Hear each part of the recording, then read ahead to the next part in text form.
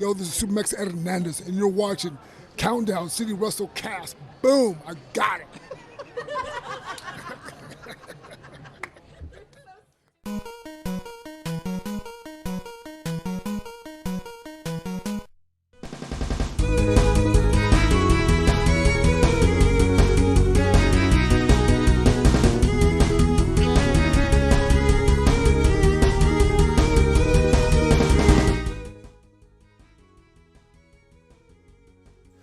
What's up, heels and baby faces? Welcome to another episode of the Countdown City WrestleCast.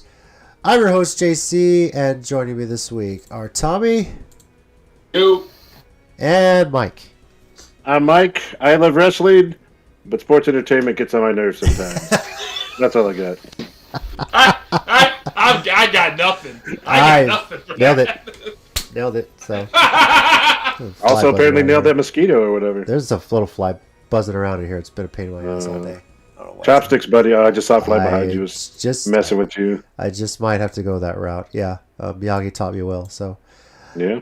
What's up out there, everyone? Appreciate you joining us. If you're catching us live or catching us later, we do appreciate it. We're going to be talking today all about NXT War Games and sharing some Ring of Honor memories, as this is the preview of the Ring of Honor Final Battle, quite possibly the last Ring of Honor pay-per-view in its history. I know. So, you the good riddance by Green Day. Yeah. But first, we should ask Tommy, how was it being a ring announcer this past weekend? How'd it go? Hey. Oh, man. Oh, hey, thanks for that. It was pretty fun. My stomach was in knots the entire drive over there. Like, driving there, like, I was tense the week, but driving to the venue was like, I was like, oh, this is actually nerve-wracking. Holy crap, how does Terry do this every week? But it was actually pretty fun, man. Getting to do that. One thing I really enjoyed about it was getting to do the main event, because Alex Arsenault, Moonshine Mantel, I've known Moonshine God knows how long. I've seen Alex Arsenault from his kind of rookie years to where he's getting now. He's getting better and better every time. And getting to do that for them was pretty cool, because they're both such great talents, and to do that. And it's always crazy going backstage, because even when I'm working, I don't feel like I should be back there. Like, I actually work for BOW. Like, legitimately, I can probably understand that. Yeah. I legitimately I run the camera for them every week. I could go back there if I want to, but I don't. So it's always crazy to do that. But it was a lot of fun. I appreciate Clint letting me do that. Terry for believing me, knowing to do that. And the locker room was really cool. Like, I gotta tell you real quick. So, and I was getting the information together. David Kidd, I asked him, so where do you want to be billed for anywhere? He's like, he said, I just make up stupid shit on the spot. So, and Dill Dempsey was sitting next to him, but he just happened to say, from the Magic School Bus. And me and Dill laughed, but David said, I like that. I was like, screw it, man, it's your entrance, I'll say it, I don't care. That's awesome. I was actually kind of wanting to ask you, like, how you go about doing that. Like, do you have little index cards? Do you have it down on a paper? Prep? Yeah. For my prep, because see, I was gonna message them ahead of time, but I was like, maybe in case someone can't make it, I'll just wait till I get there. And so what I did was I always carry a notepad with me of some kind, like either like one of those, notebook journals, whatever. Yeah. So I wrote everything down. I got everyone's information. I wrote it all down, and then I put it all on my phone. Because, like I used to do when I was studying in college, which I should have done this more often, I'd gotten a higher average. I discovered this trick in my junior year. Kind of late, but I figured it out. But if I write stuff down twice, I'm more likely to remember it. So I wrote it down, and then I typed it in my phone. I think I still have it. And I just read it off on my phone as the night went on. So. Oh, funny you mentioned that, JC. I don't know if you ever had a history class with Coach Fourier, but he made us do the answers in the back of the unit twice because he said the same thing. You remember it better. I just assumed he was a lazy teacher and just wanted to waste time, but maybe he was right. No, he was a pretty lazy teacher because he has to write the answers down. But honestly, I did see it in actually studying in actually real classes. was once written, twice read. Was what if you write it down, you remember it. You've read it twice, which for me is a problem because I have a hard time remembering what I read sometimes. I didn't always get the best grades in English class, which is why I got out of honors English when I hit my senior year because I wanted to just chill. But it is what it is. So, one final thing: how many matches in did you finally feel okay? I can do this, and you just kind of smooth sailing from there. I felt it after the second match for sure. The first couple matches I was super nervous, but but the best thing is that with a lot of the guys I know them, so that made it easier. But the people I know I'm closer to, it was easy to do like Dill Dempsey since I know him pretty well. Definitely from Moonshine, that's for sure, because I've known him for so long. Right.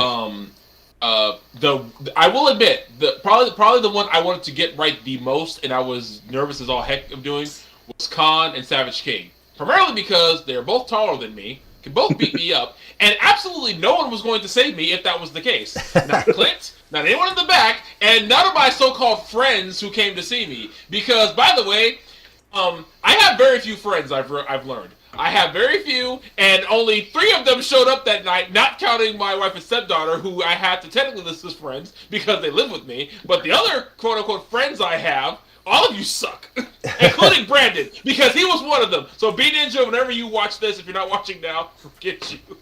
Yeah. Shout out to Steady. I saw him post from being there actually. Yeah, he wanted to check it out. Okay.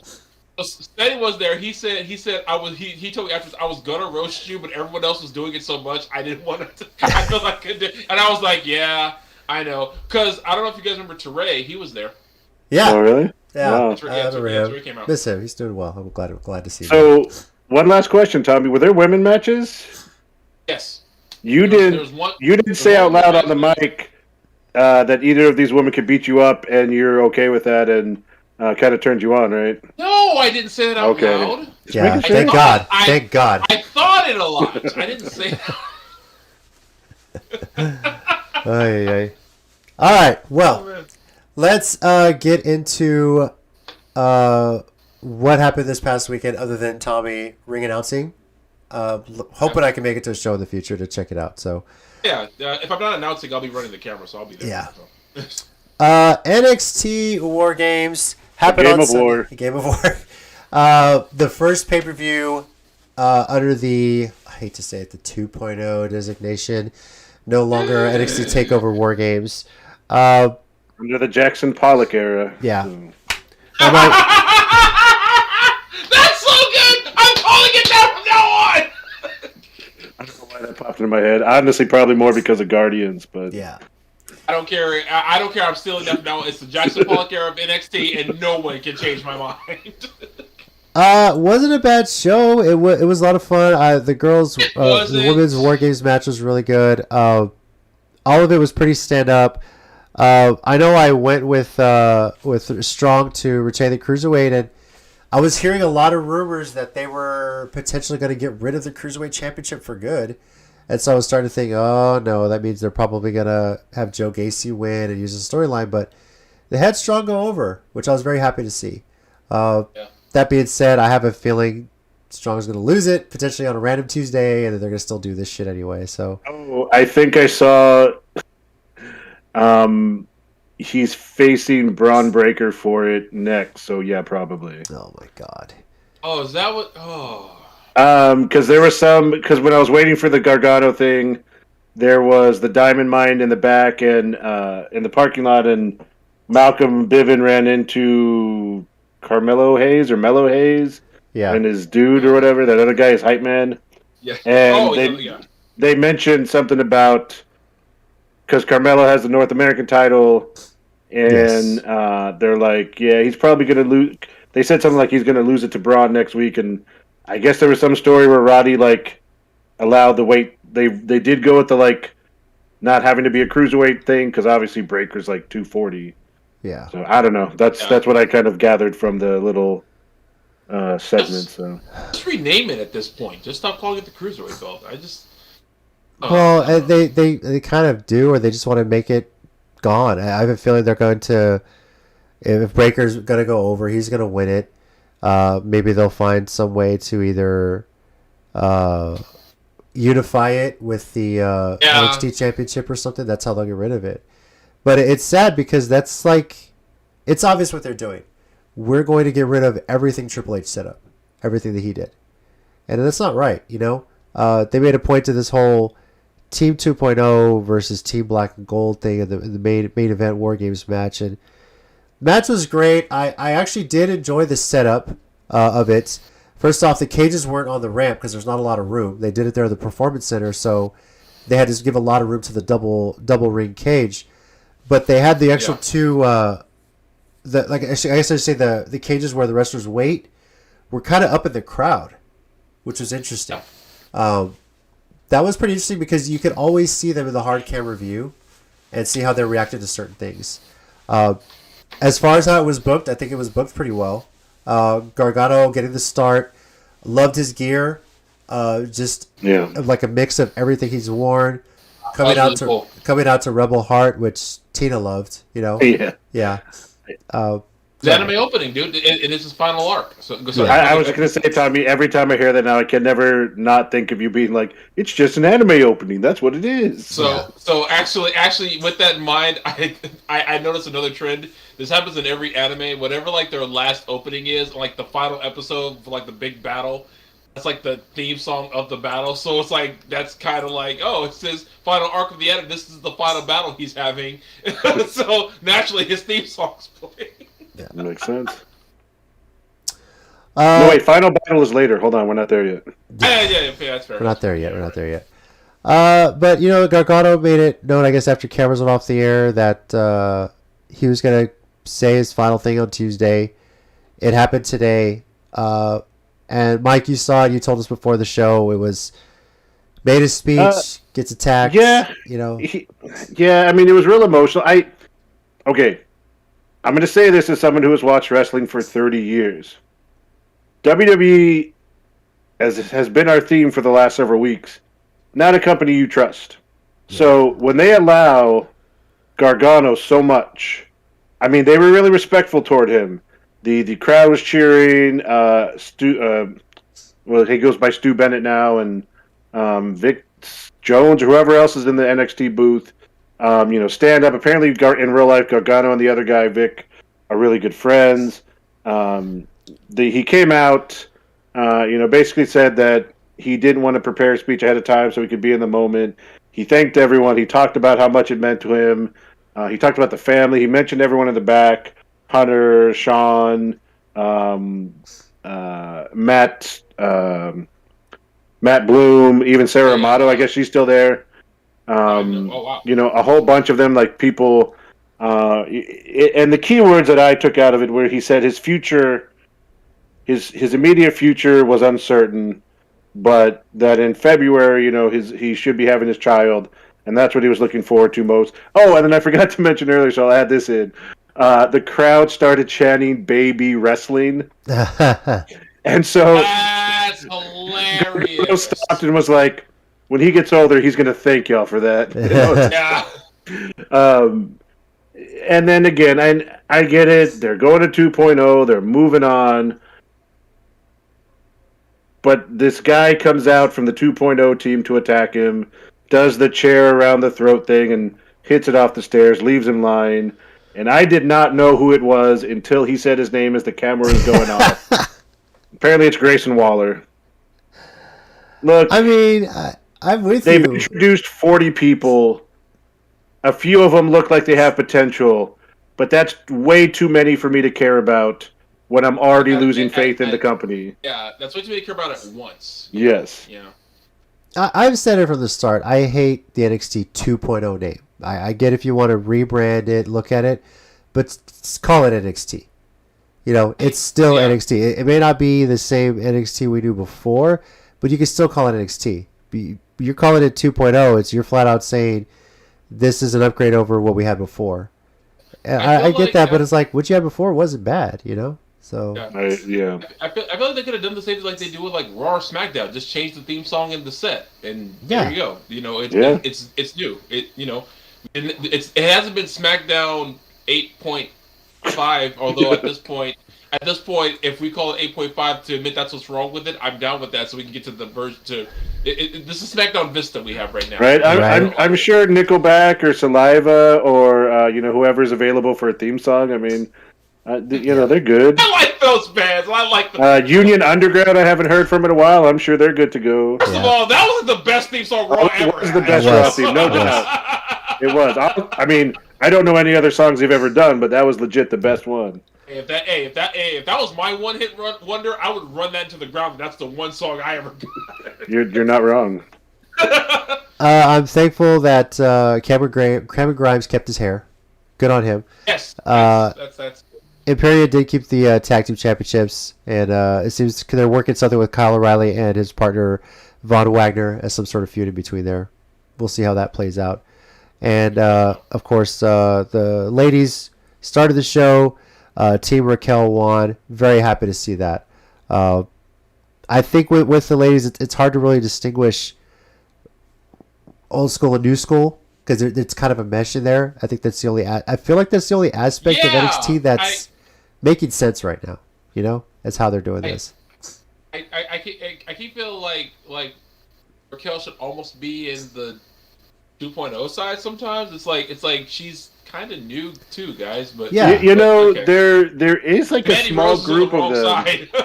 Yeah, there is a small group of them that came in right at the end of NXT 1.0 and have kind of considered part of 2.0 now. But there's a few of them like that their push or their time really was coming right as the crossover was getting ready to happen. Yeah. So it's kind of weird. I feel like the men was the only one that had the solid all 2.0 group. Yeah. It's been a smoother transition with the women. I think that's why it's been a little bit enjoyable to watch. The storyline makes sense. Whereas with the mids, it's been about, here's all these new people, and they just throw them up there, That being said, before we get into how we did and our ratings, I do have one interesting question for you guys.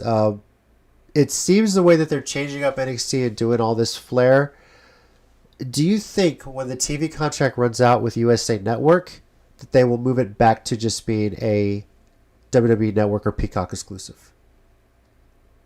Yes. I mean, I feel like they will. Part of me says no because they're going to want to get as much money as they can.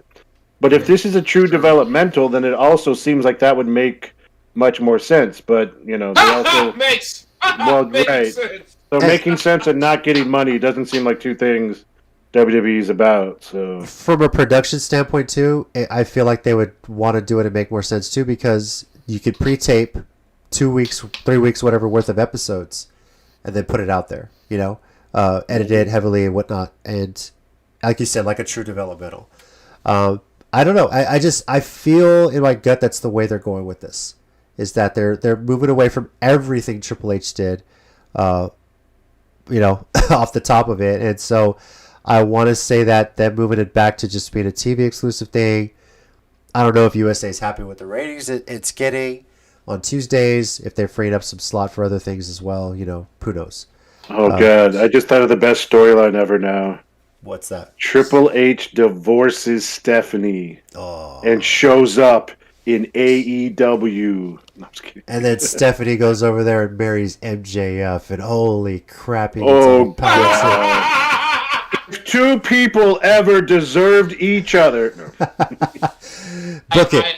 That can only happen. The only reason I'll allow that to happen is so I can hear Punk's promo describing everything. And that's the only reason I'll allow it. Punk will be like, called it. Not exactly.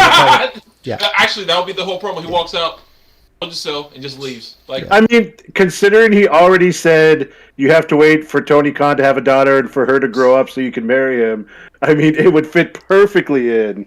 He was like, "I was kidding, MJF. You realize that, right? It was a roast. It was." He's like, "I thought it was a good idea, so I went and did it." As far as our pick results, Tommy and I went 4-1, and Mike 5-0. He finally did it, guys.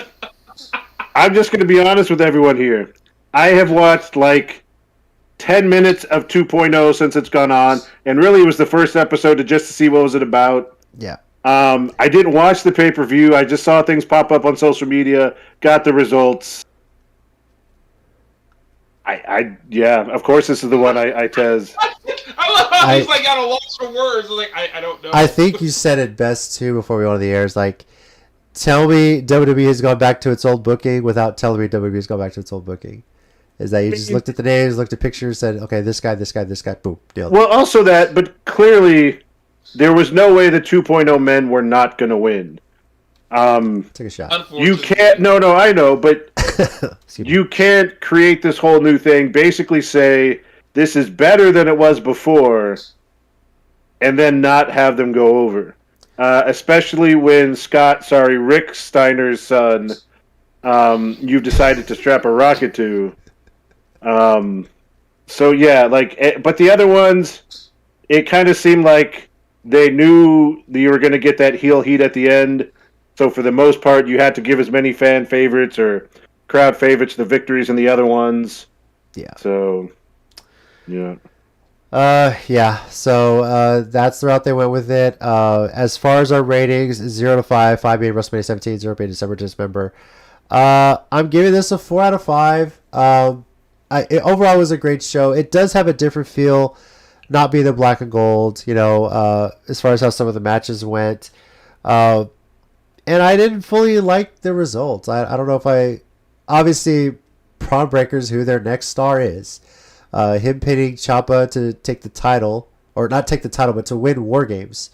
And if he'd have pinned Gargano, could have understood that, especially because Gargano was in there from the beginning. But I don't know. I just didn't fully like the finish. I liked a lot of stuff they did in the middle of War Games, like locking the cage, trying to keep people in, getting weapons in there. What's his face? Dexter Lima's coming out from under the ring. When somebody was outside interference, he gets up, chases him off, just looks back, gives a thumbs up to Gargano, and just takes off. Great moments like that. But I don't know, that finish just kind of rubbed me the wrong way. Some of the other matches themselves, I mean, Imperium tag match was it was okay. It wasn't like spectacular, and it made sense for them to win. But I am very happy that Grimes kept his hair. I will say one thing, because I saw it pop up. Excuse me, on Twitter. Yeah. I think this is the first time that someone being turned on actually caught it before they got turned on. So I know apparently tonight that I didn't see that part, but apparently, like you said, Kyle got destroyed in the cage match.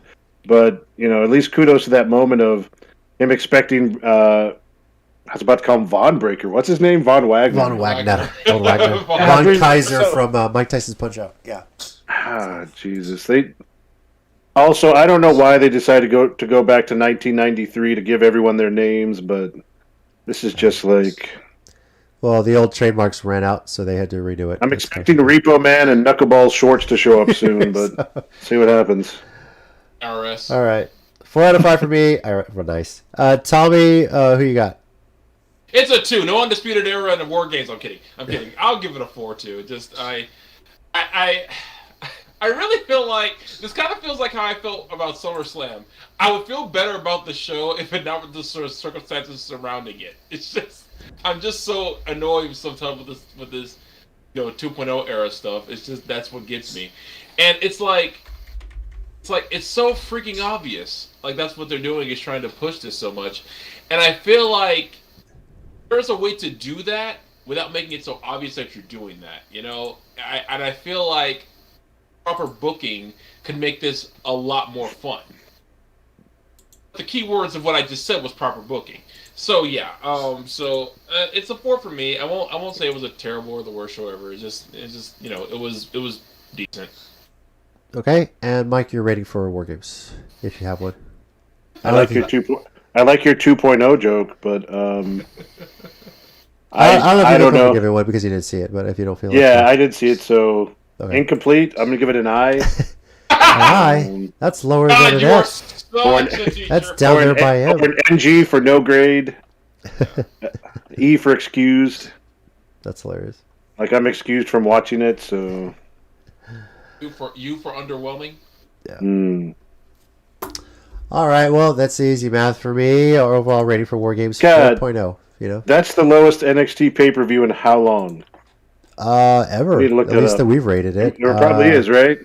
Yeah.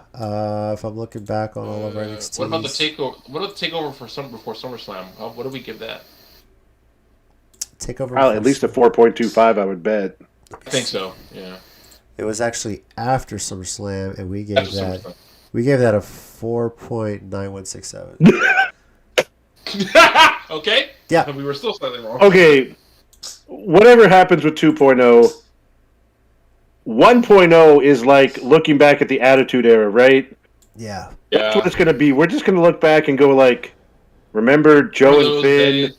and Gargano and Ciampa and Galloway and Andrade and every like 5-match classic show, Bailey and Sasha, like TR and DIY and an American Alpha. and Jiminy Yeah. Christmas. Honestly, this is our lowest rated NXT show ever since we've been Really started doing the WrestleCast. So yeah. really not surprising at all. No, it's not. So. Well, that is NXT War Games. I'm interested to see how this goes forward because what the plans are for pay-per-views, and once they move on to obviously a lot of these contracts for some of the I'll call them the black and gold guys run out. It's going to look pretty different, And how are they going to move forward with the talent they have? Are they going to really be able to trust this talent to hold it? And, that sort of thing. So we'll kind of wait and see on that. So now, time that it's ticking. We're less than a month away from every member of Ring of Honor's talent roster getting their contracts let go. And Final Battle, potentially the last pay-per-view of Ring of Honor's history. Now, they have said in their official statement, no events until April. They'll reevaluate there and kind of go a different way with it. We'll see, right? Now, I wanted to take this opportunity, if you guys want to join it as well, that there's a lot of memories with Ring of Honor. Almost 20 years worth. It's been around that long, and I don't think people realize that. But if you guys have, and if you're welcome to share too, if you're watching us later on, if you're watching us live now, what some of your favorite memories are of Ring of Honor events. Could be something that you went to personally, maybe something you watched, your favorite match, favorite moments. Mike, do you have any off the top of your head, or should I go first? Or So I say this with the most utter respect to Tommy, but I can't be here till midnight. I want to throw that out. And I assume at midnight would be your halftime break for your ROH show talk. But yeah. I didn't know that joke was coming. I'm not going to talk that long. I mean, I guess for me, I'd start with the shows we went to at the Al Safar Shrine or whatever up on 1604. Those shows were always great. I mean, there was that one weekend where AJ Styles was there, and the Bucks were there, and I had got seats in general admission, and I wound up right by the entrance ramp. So I have a few pictures with like a few people coming out, which was super cool. Weekend. What's that? I lost so much money that weekend. Yeah. You did every time they came in town, so. But that weekend especially, like sometimes I set money aside for for the meet and greets and the DVDs. But when they announced that AJ Styles and the Young Bucks were having a meet and greet, I was like, well, I'm gonna be fucking broke by the time this is over. And my bank account looked at me and said, "What the hell did you do?" So yeah. Yeah, but I mean, like I mean, I don't have as much knowledge from its early days, and I've seen videos and clips here and there. But I think for me, it was always consistent. There was always a good crop of wrestlers that were in there holding it down. The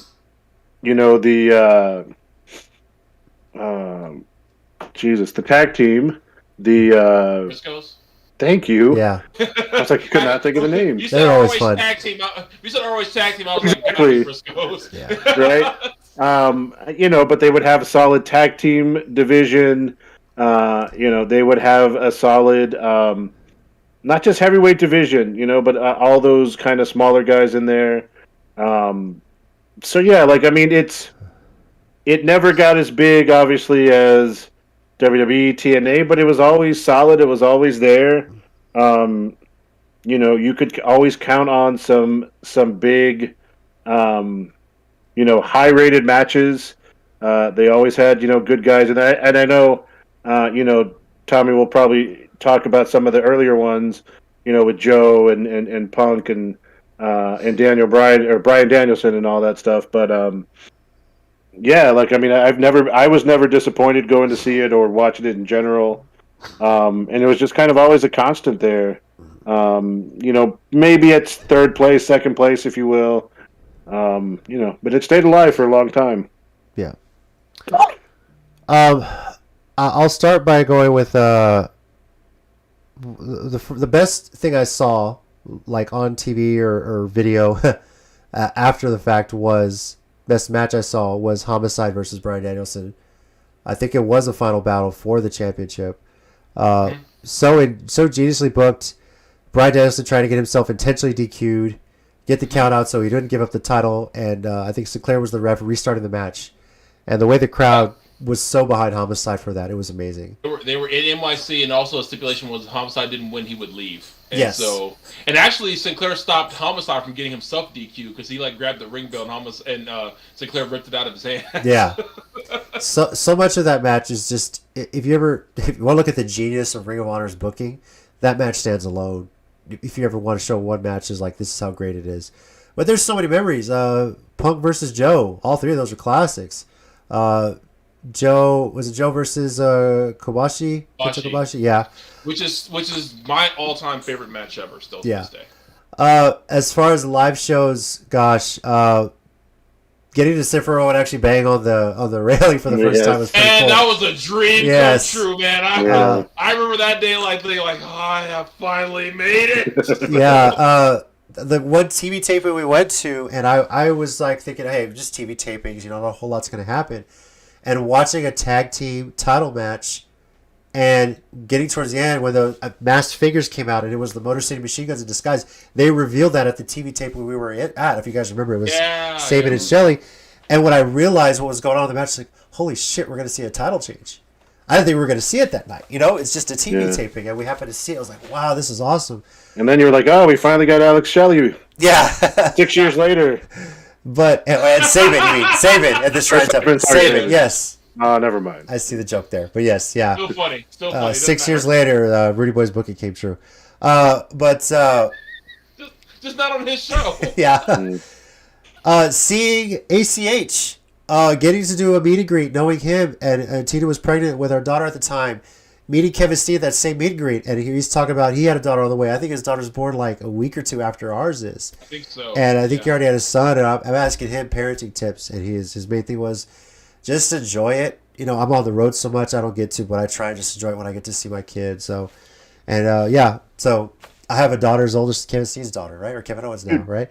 We also met Maria at that meet and greet. Yes, Maria. Trying to get her to sign a sign that I made that says "Fuck the Bella Twins." At the Briscoes too. They're talking about their kids as well. It was pretty awesome. But seeing Angel Blue wrestle in a Ring of Honor match was amazing. We've had her on the show. And Athena. Yeah, exactly. All-time favorite memory in a live show is Eddie Edwards doing chops, and I would always write how I rated him 1 to 10 on the chops. Yeah! And he saw me do it, brought his opponent over to me, hit a chop right in front of me, and I wrote a 10, and held it up. The crowd went nuts. He's holding the number up, showing everybody. Someone snaps a picture. That was the very first Ring of Honor show in San Antonio. Guess what the promo was for the next time they came back? Him holding my number 10, me and Tina right there, just biggest smile on our faces. I will never forget that. So that was. I remember when they posted that picture. I don't know. Did y'all see it first, or did I see it? You saw it first and sent it to us. Yeah. Okay, because I was thinking oh my god, that's the picture. So yeah, that was really cool. Yeah, I did scream like a girl. Totally. Oh my god. Loved Eddie Edwards ever since for that. Tina still does, even though he's doing this whole weird, crazy thing. She still loves him for it. But yeah, it's Eddie Edwards. Top memory of showing how immersive they were with the crowd. This is the top wrestling in the world, and it was amazing. We got to see a pay-per-view here. We got to see TV. There's so much we got to see here. Tommy, you had a hand in that. As much as you complained and whined and begged on social media for them to bring it here, And there you go. I will take every bit of that criticism. I'll give you credit for that. That's not criticism. That's credit. I whined. I cried. I bitched. I moaned. I implored to God and gods of other religions just to get Ring of Honor here. And I even made the Facebook page that said Ring of Honor San Antonio. I posted videos begging. I tweeted. I texted. I did everything I could, and they finally got here. And all I want, and unlike MJF, I didn't even need a thank you. Awesome. So Tommy, we'll get to you. God help us. Oh, no, I'm just kidding. I know you have so many memories. You said that Joe versus Kobashi is like your favorite match of all time to this day. Yeah. To this day, because I remember. Because like everyone, I had to get the DVDs. Like a month later, I would order the DVDs, and I probably wore that DVD out. It's a good thing I had that match on other DVDs, because I probably wore the actual Joe versus Kobashi DVD into the ground. I do have ROH Manhattan Mayhem. And I found out the other day I can't play it anymore. Legitimately, I have watched it so much it doesn't play anymore. I'm a little sad, but that's what I did. As far as memories go, man, like you said, what memories don't I have? Like I bought, like, even secondhand, not even from their store, like some of their very first DVDs, like the Era of Honor Begins. I had the original RF video release of it, and I found on eBay. Personal memories. One of my favorite memories was when I went to the show in Houston for WrestleMania 25, and I saw Jerry Lynn win the world title. That was like mind blowing, because Jerry Lynn around here, he's a Texas legend because of his time in ACW, yes. And to see him win the ROH world title was just like me being a kid at Christmas. I was like Christmas was 3 months ago, but thank you God, I got Christmas again in April. So so there was that. Actually the funny thing is, after that, I wanted to go home. I was like, I'm ready to go. I don't even need WrestleMania anymore. That was all I needed this weekend. But no. And then the number of people I've met because of that, I actually met Kerry Silkin, I met El Generico by chance, and Edgar McGinnis too. And of course the meet and greets. But of course, my favorite all-time memories, me and Bobby Fish. I knew it. I had to say. If you didn't say it, I was going to remind you. My God. Me and Bobby Fish, because of that magical few minutes we had of just complete unadulterated hatred we had for each other. Seemed like hours, honestly, but yeah, go ahead. No, here's what's funny. I sometimes think like only people in my friend group remember that. But, I mean, not as many people remember it now. But it was like a couple years after that. Someone came to me and said, "You're the guy who argued with Bobby Fish at that ROH show." I was like, how many people were there? So, and I laughed at it because, he was at Wrestle Circus a few years back, of course, Wrestle Circus was around. And I printed out the picture because Kelly Kyle, the guy who do photos for ACW, he snapped a photo of that, and he actually sent it to me.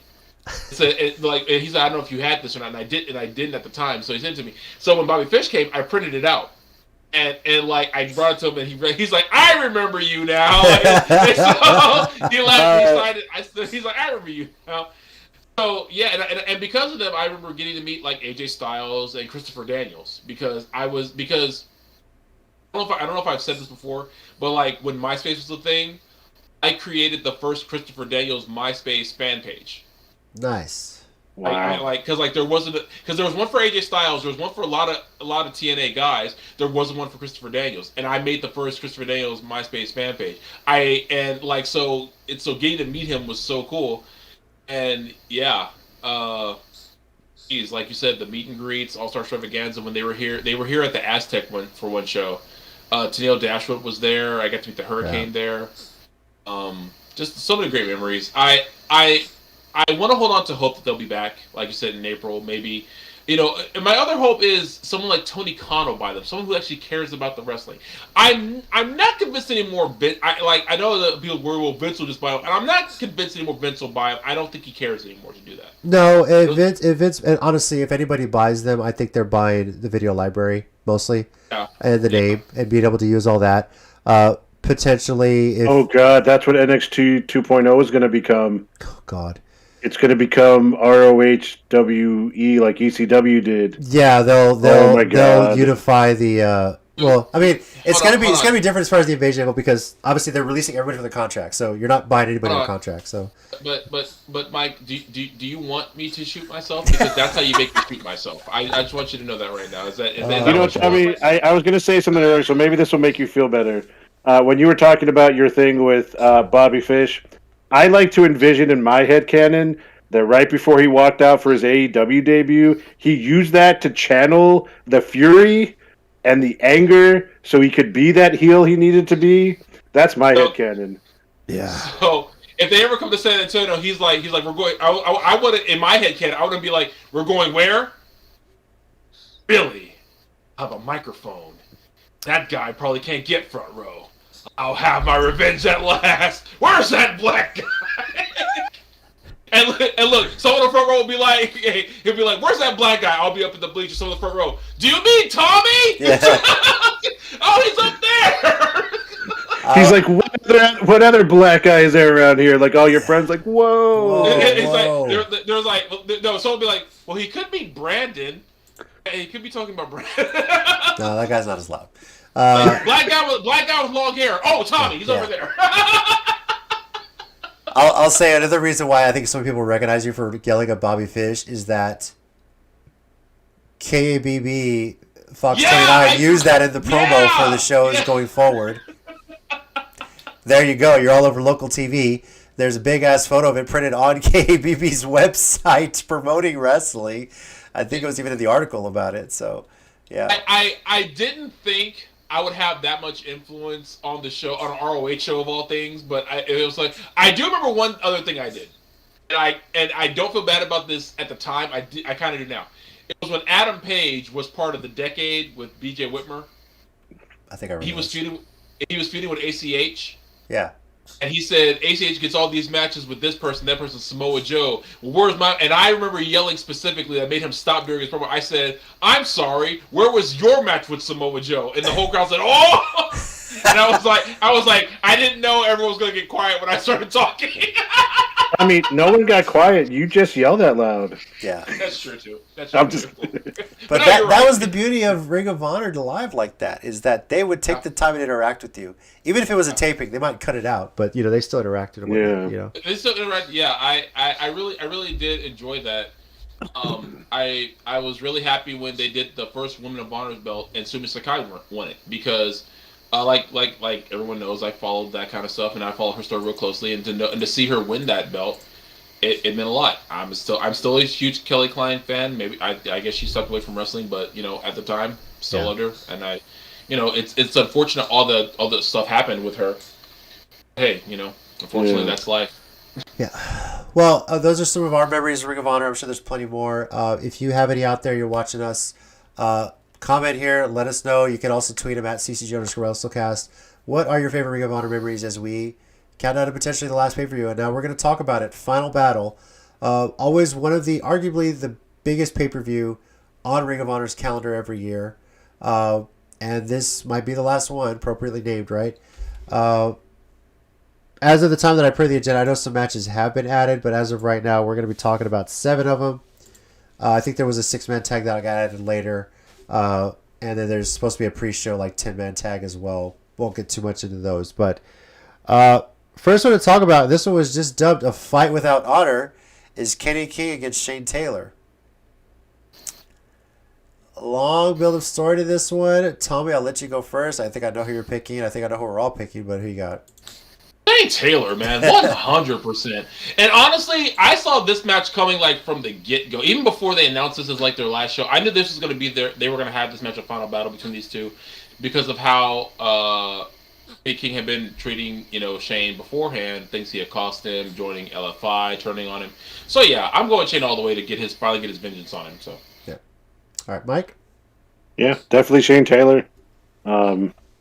If it's going to be the last show, I'm going to go with all the ones I like, so... Yeah. Definitely. Shane Taylor as well for me, and I'm just going to go ahead and use this transition to the next match, because it's for the 6-man tag team championship match, Shane Taylor Promotions against The Righteous, and the reason I'm doing that is because Shane Taylor Promotions, that is going to be the hottest thing coming out of Ring of Honor when all is said and done right now after this month. These are the guys, and they've already been promoting it. These are the ones that are going to be invading other companies, showing up on Impact, showing up on AEW, showing up at WWE if they can break the door down, right? Possibly even going to New Japan and challenging everybody. They're going to be going with a lot to prove, and NWA could be another spot too. So my dream match is still the Chaos team of Yoshihashi, Goto, and Ishii versus Shane Taylor Promotions. could happen. I still want. Oh, I still want God. that. Yeah. I just had a quick vision of them showing up in NXT and Vince going, look at these big, and they're African American. Let's make them a rap group." And then they're like, "You just let go." Yeah, so let's make them a You rap. just what? What do you? I don't know what you're talking about. I just Make them a rap group. You literally just had that not even a month ago, dude. The sad part is he would use them more to be a parody on a Black Lives Matter protest group or movement. Let's be completely honest here. That's probably true, what he would do. too. So, I mean, you're not wrong. but State Tail Promotions, I assume you guys are going with them as well. I don't see any of us Yes. taking the righteous. I don't even know who's in the righteous. Of course, I'm going to Shane. I know who's in the righteous, and I can't for the life of me justify them, especially this is the last show, them winning those belts because they. You know what? I'm not sorry. Shane Taylor Promotions made those belts mean a lot more than they did before. Not that they were pointless beforehand. They were actually a belt that you actually did see some value in because the title defenses were pretty good. But Shane Taylor Promotions, just like Chaos did for the Never 6 openweight belts this past year, made those belts mean something. When those three guys, or even when O'Shea Edwards replaced Shane Taylor, because maybe that'll happen this time since he gets the fight without honor, but when those 3 or 4 guys defend those belts, it was an absolute fight every single time because, who cares about 6-man tag belts? Well, apparently Shane Taylor Promotions does, and if you want the belts, you better damn well care about them too, or else they don't care about you. So, I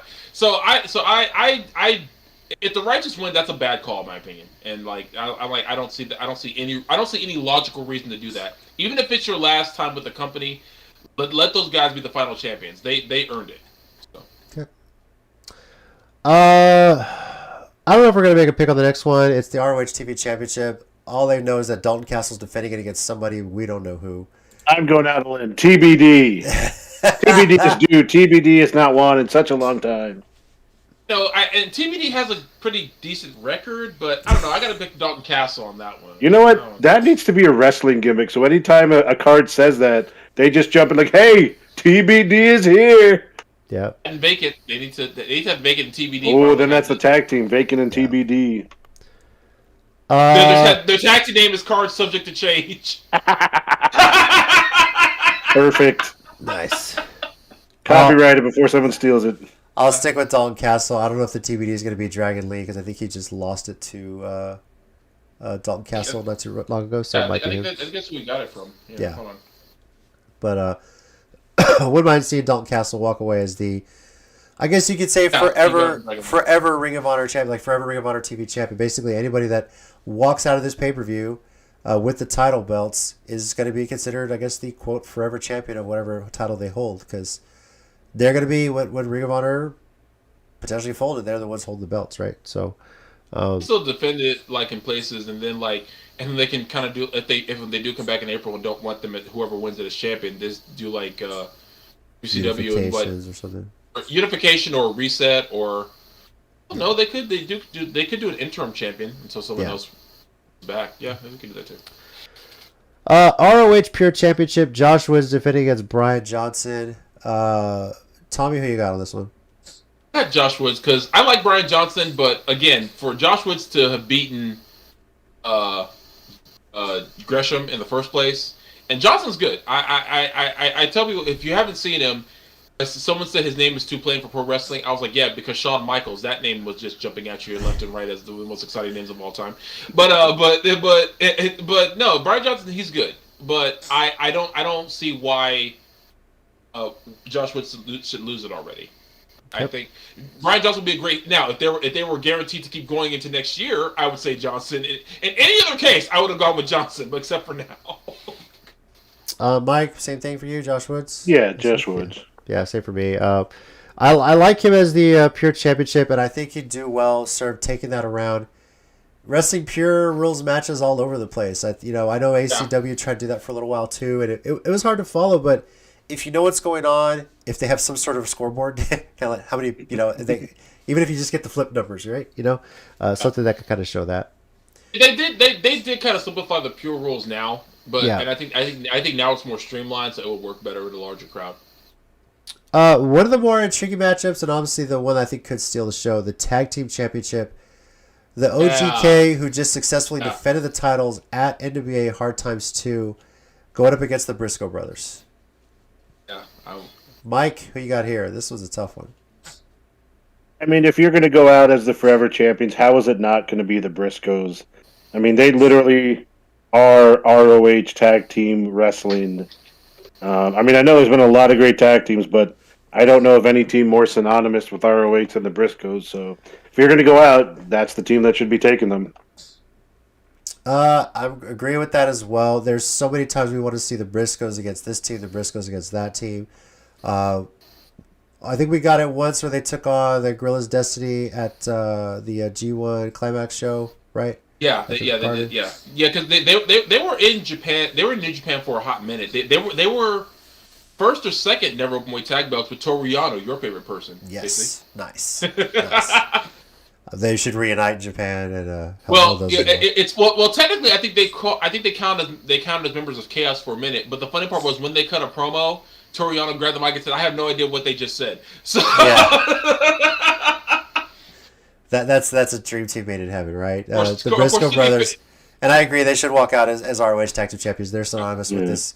If they walk out and align themselves with the king of pro wrestling, they're unstoppable. That's just the way I see it. So, Tommy, same for you, or are you going to think the OGK is going to keep it? Same for me. I think personally, it's like that. I think that's something that we forgot to mention in our memories of Ring of Honor. Is just like, and I think that's because like it goes without saying that the Briscoes were putting on the best tag team matches people had seen. Yeah. And to address the elephant in the room, they could be controversial. Yeah, we know. And blah blah blah, whatever, what have you. But to me, it feels like they're not the kinds of guys who are controversial and say that way. They're like, okay, we said something screwed up. Sorry, apologize, and I think at the time I remember because like Jay Briscoe tweeted something messed up. He apologized for it. He was properly punished. He said publicly, like I was wrong for saying that, and. I hate that there are people who can't move on from that. It's like to me, there's a difference between people who make a mistake and apologize and sincerely sorry, and people who just clearly are never sorry that it happened in the first place. Those are the kind of people that you got to keep harping on because they don't ever ask for forgiveness. People who are legitimately sorry and make the effort to change, got to meet them halfway. Yeah. But for the Briscoes, again, like I said, one of the best tag teams, and honestly, I don't think you would have as big a tag team division in ROH had it not been for them in the first place. And props to Jay Briscoe. I think he's the only guy on this card you can find on the Era of Honor Begins all the way to this show. And Mark was technically there too, but he couldn't wrestle because he was too young. When ROH started, I think Jay was 18, Mark was 17. And they legally couldn't wrestle in Maryland. Is why they weren't both on the show because they had been tagging other places. Like I think it's like even CZW, but they couldn't legally do it when they were filming the show. That's so weird. Maryland's so weird with these rules too. ROH Women's Championship. Roxy, who has defended the title multiple places, is going to be defending it against Willow Nightingale. Say it. I think we all want Roxy walking away with this. Yes.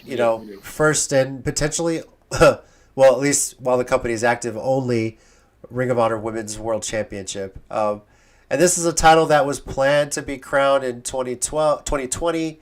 Pandemic happened. It got delayed. I'm glad they went through the tournament. And I'm really hoping Roxy keeps it. I think she's doing such a great job defending it wherever she goes. It's definitely helping with her bookings, too. I like Willow Nightingale just fine. She's actually a pretty great talent. But, yeah, it's Roxy. So, yeah, I'm going with Roxy. And finally, main event will be the World Championship. Bandito defending against Jonathan Gresham. Yes. Mike, are we going to see a title change in the main event here? I want to say yes, only because if you're going to go out and I don't mean this as any insult to Bandito by any means, but I just feel like Gresham held that pure ROH Pure Championship for so long, and wrestling and good wrestling matches is such a synonymous thing with ROH that it kind of just feels fitting that he would be the one to usher it out. Again, nothing against Bandito, obviously. I know normally I would say por la gente, but just given the situation where we're at, I'm going to go with Gresham. I am too. I think this was the plan for him while he was holding the Pure Championship. Eventually, they want to get him into this title picture and win it. Obviously, they might have dragged this out a little bit longer if they were sticking around, but Gresham, I think, is the right call here. Bandito, for his part, too, we don't know if he's staying in the U.S. He may go back to Mexico when this is done and just keep wrestling there. Not sure if he'll take any bookings here defending the title, but I think if you're gonna want to keep it where it's still gonna have eyes on it, at least stateside, for the championship. And Gresham is starting Terminus, I think, in February, March. His number. Yeah. So I think Gresham's the right call. I think it's well deserved too. He's worked his ass off. He deserves to go out as the forever world champion here. Tommy, you agree with that? Yeah, I agree. I feel bad because it's like you said, it's nothing against Bandito. It's like when he won it, the guy he actually unseated Roosh, which was really shocking. Not because he can't wrestle, but because Roosh seemed unstoppable at the time. And it's like, but also Bandito does still have like 2 other belts. He has the PWG title and the WWA championship, I think. I think that's a promotion of Puerto Rico, I think. But it's also Bandito. I mean, the guy's insanely good. I remember when people were talking about the resurgence of luchadors between him, Penta and Ray Phoenix. I was like, yeah, it's like if I got to name 3 luchadors that are just like killing the game right now, it's absolutely those 3. And hell, add Ray Horse and Demonic Flamita in that list too, because they're also I think they're just a step behind them as far as popularity goes. But with Gresham, it feels like he has such a mind for wrestling, especially with like Terminus coming up, and I feel like if anything, that'll probably be where we see some ROH belts as well, if there's still a thing that they can defend. Yeah. So and I think Bandito is booked for that show, so maybe this will be the match where Gresham wins it and Bandito will get a rematch. You never know.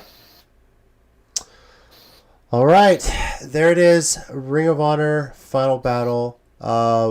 Looking forward to it this weekend. I'll go ahead and just give you everybody the details here right now. It is this Saturday, December 11th. It's going to be taking place at 7 o'clock p.m. Central Time. The pre-show should be starting at 6. From the Chesapeake Employers Air Insurance Arena in Baltimore, Maryland. If you want to buy it as a straight-up pay-per-view, it'll Fight TV for $25. If you have Honor Club, it'll be $13. And if you are an Honor Club VIP, absolutely free. If you have those memberships, and I know everyone's like, oh, I should cancel. Yeah.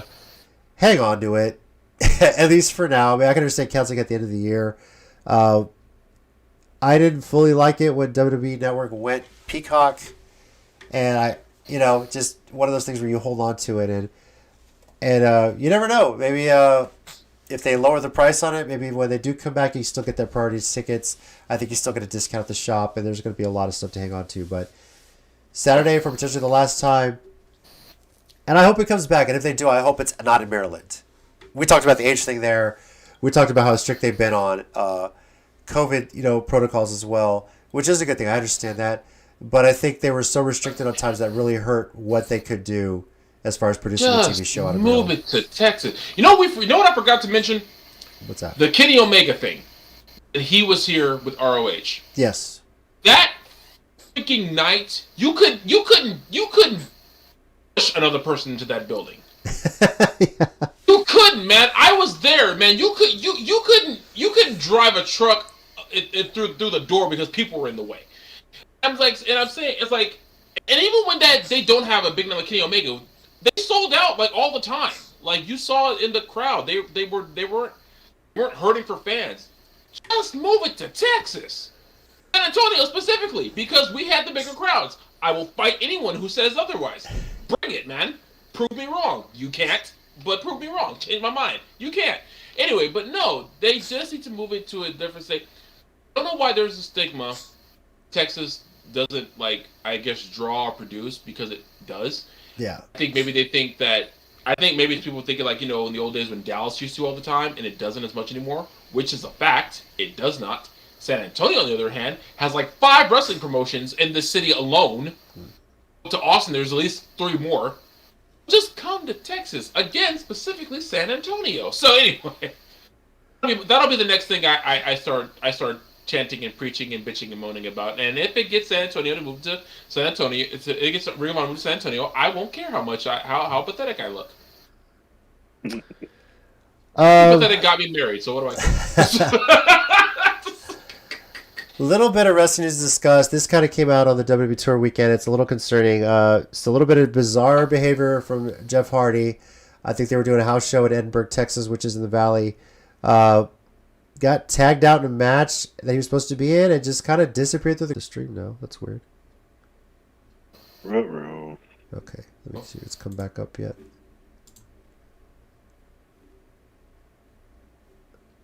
Okay, I think we're going now. Yeah, I think it's still going. I'm looking at it right here. Yeah. All right, it froze for a second. We're back up. We're back up. Sorry. Little bit of news here. Jeff Hardy sent home. We don't fully understand why or what happened. Matt Hardy has given an update to say that he is okay. He's at home, he's resting. But Hardy had said in an interview, this is kind of his final chance. He understands that. He recently, not too recently, but a couple years ago, was dealing with DUI issues, and he's been kind of on his last chance with WWE right now. I think this is safe to say he's pretty much on his way out, because I don't think they're going to want to keep him around after this if this is really his last chance. I feel bad for him, but at the same time, I gotta admit, it is kind of good to see him take responsibility for that. He's not like saying, "Oh, they should," but he's like, "I get it. It's my last chance. If I blow it, I blow it." Yeah. I caught a clip on YouTube. He's doing a Broken Skull sessions with Stone Cold, and he talks about how that match with The Undertaker really elevated him, but then he torpedoed his own push. And I was like, I just respect the guy for whenever he makes a mistake, he owns up to it. He doesn't be like, "Oh, it was circumstances they need to give." No, he's like, "Yeah, I screwed up. Yeah, but I'm sorry." Hopefully he is getting better with whatever he's dealing with. He's been dealing with these mental health and other issues for a long time, So. Yeah, I mean, for me, I don't really want to speculate on the rest of it or his time there in WWE's career. I just hope he's okay. Like you said, Matt came out and kind of said he's okay, at least for now. So same as Tommy said there at the end, just hope he gets better. The rest of it, that'll work itself out, and that's not as important in the end. I feel like hope he's okay, but I feel like maybe sometimes you just had an off day, and maybe that was it. Not necessarily did anything wrong, just just wasn't all there. Sometimes that happens. I feel like, again, this is like we talk about with Kylie Ray or even Leo Rush. Sometimes you're just not there. You gotta step back for whatever reason. If that means you kind of have to do it during a live crowd, that's kind of what you do during a live crowd. Yeah. All right. With that, we'll move into our 1-minute warning segment here. Mike, did you have something this week? Yeah. All right. Whenever you are ready, sir. Set and go. All right. So I was hyping this up for weeks. I was hyped for it last Tuesday. And to me, it did not disappoint. Ruby Soho versus Kris Statlander in the last match of that round of the AEW Women's Tournament. Just a great match. It was hard for me to choose either of them because I've become such a big fan of them in the last year or two. But one thing I got to point out, because there's sometimes when moves get hit and you see them or something, and then it never seems like those moves can get hit quite as well again. You never quite see it the same way. And one of those, like Charlotte's Natural Selection, she just never seems to hit it as well anymore.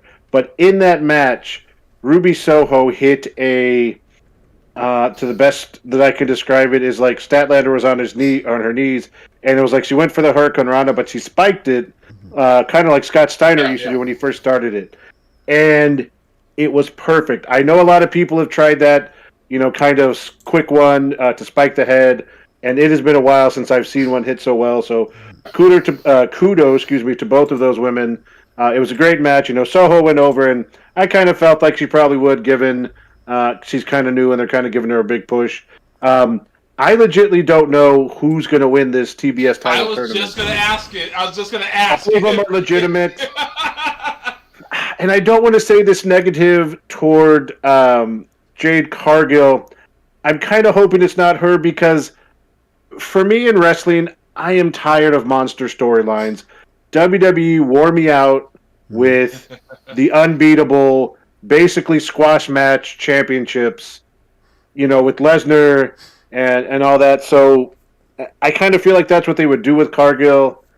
Oh. And it's not disrespect toward her, but I hope AEW doesn't just do full like that. So, I mean, honestly, I think now it's a toss-up between Thunder Rosa and Soho. Like, I'd be cool with either of those. But, yeah, but kudos to that match. And it's been a great tournament. I like that they've spread it out. Actually, yeah, the tournament's been... And not just did it within 2 weeks, good. Yeah. I was actually going to say, I actually feel like that's what they were going to give it to Jade, like make it look like that's what they were obviously going to do. And I feel like Rosa might be the one to finally beat her. Well, yeah, I think it'll be her, and I think we all want to see Soho and Rosa in the final, right? That match is money. Yeah. Who wouldn't want to see that? I mean, that would would be amazing. See that multiple times. That's a dream match, even. And hell, you could turn it into a best of 7 for the championship for all I care. So, Tommy, you got something this week? Yeah, it's what I was tell you guys about the match time of SmackDown and Rampage. Oh, yeah. You guys, feel free to jump in on this one. This is a 1-minute warning where I don't mind if y'all talk during this one at all, because this is hilarious. Go for it. Okay, so Joe Cabana, a guy I follow pretty closely on Facebook, who always reports pretty good wrestling stuff, he said, he was talking about his last post about the 30-minute issues of how SmackDown ended with Lesnar and Sami Zayn and Roman Reigns. Here's what he said. Penta and Pac versus FTR was 18 minutes and 19 seconds. It was longer than the total wrestling minutes of SmackDown altogether. I'm paraphrasing his actual status now, but because the total minutes of SmackDown was 16 minutes and 37 seconds. Wow. That was the total minutes of wrestling on the Pro Wrestling 2-hour show. 60 minutes and 37 seconds. The 1-hour show that follows it on a completely different network, their main event was 18 minutes and 19 seconds.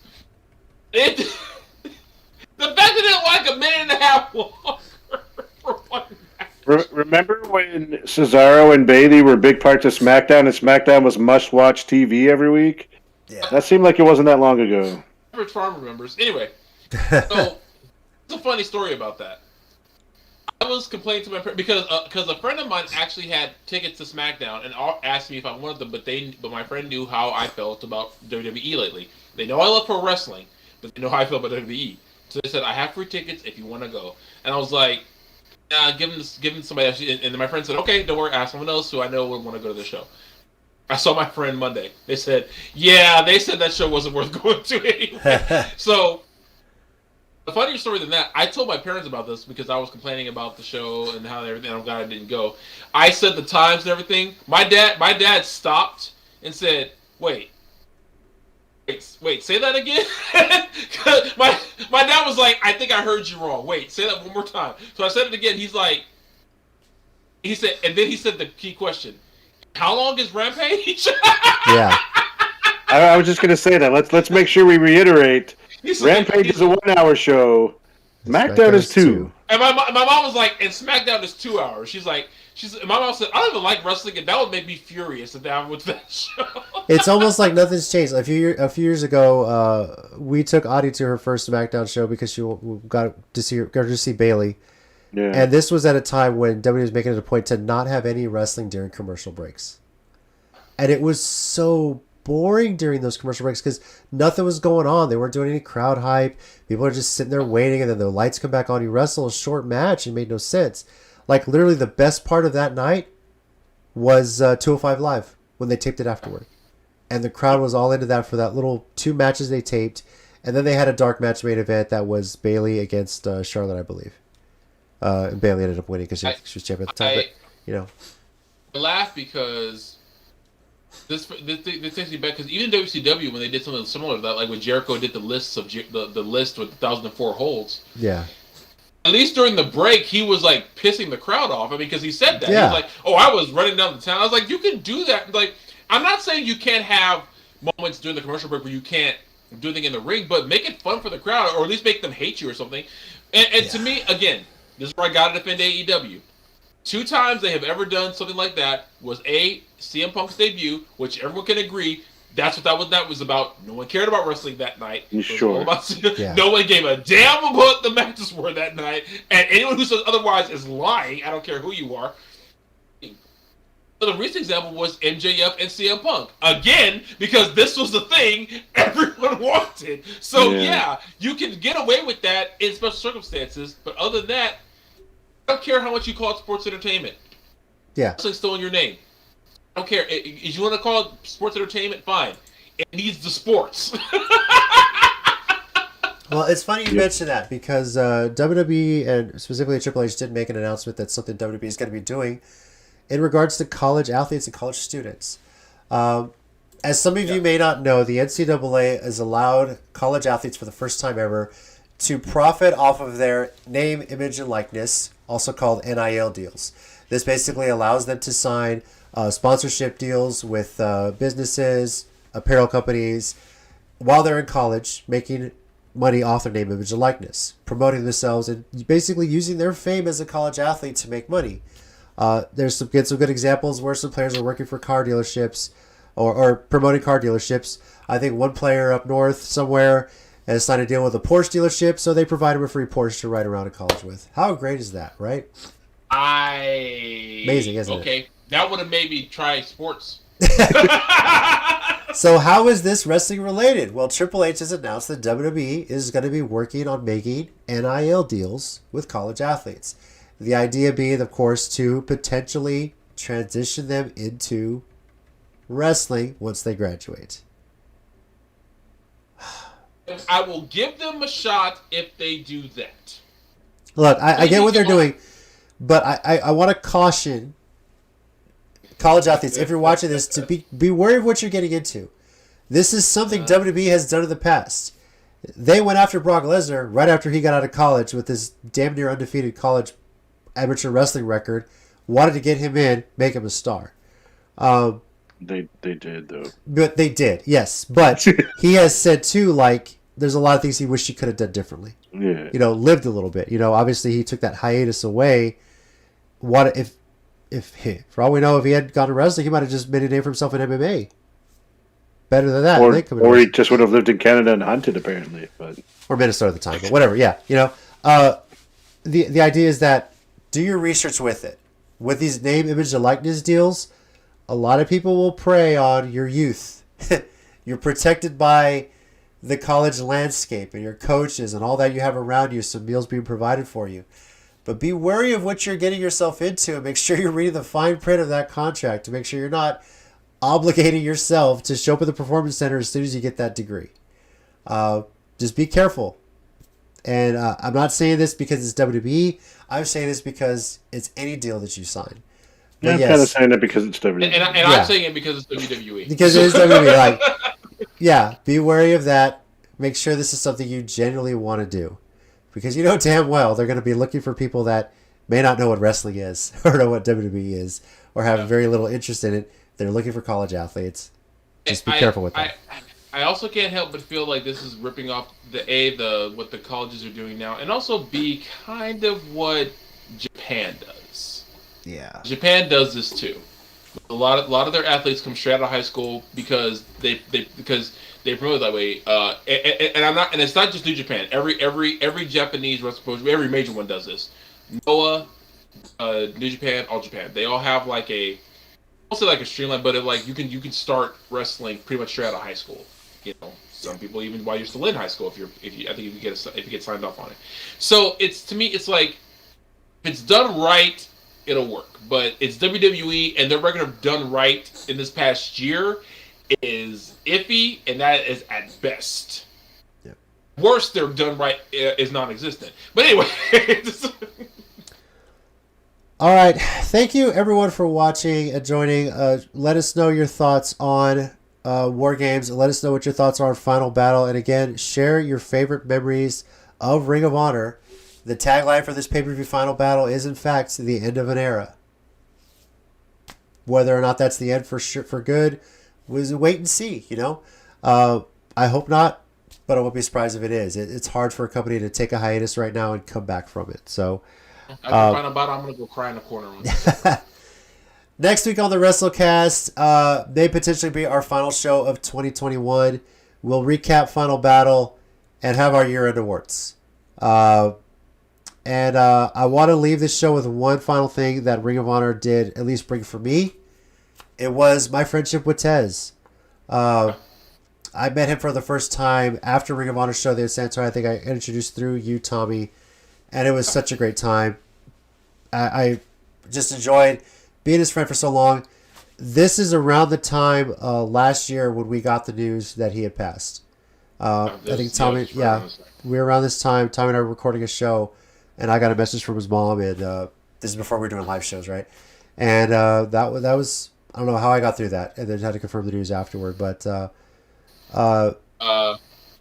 just to see that Ring of Honor is going away, and it's because of Ring of Honor that I have a friendship with Tez, and I still miss him to this day. So I actually was going to bring it up because I thought I didn't know if it'd be too sad, but I'll go ahead and mention it. Yeah. Like, me and him together met a whole bunch of people because Shayna Baszler and Jessamine Duke were just walking around in one of the San Antonio shows, and we stopped them real quick and just asked them, and they were so nice to give us a picture. Truth Martini, if anyone remembers him, he was Jay Lee's manager for years. We met him, and then there was a storyline when they threw Cedric Alexander out of the locker room.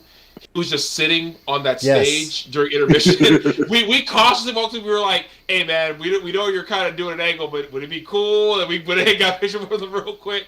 And two of my favorite pictures was one. It was me, Tez. It was Tez and ACH, and I just jumped in the background with him. But another favorite line was me, Tez, Brandon, Shane Taylor, ACH, and a couple other guys. Just it was all brothers. It was all black guys. And I just love that picture. It was the group of black guys.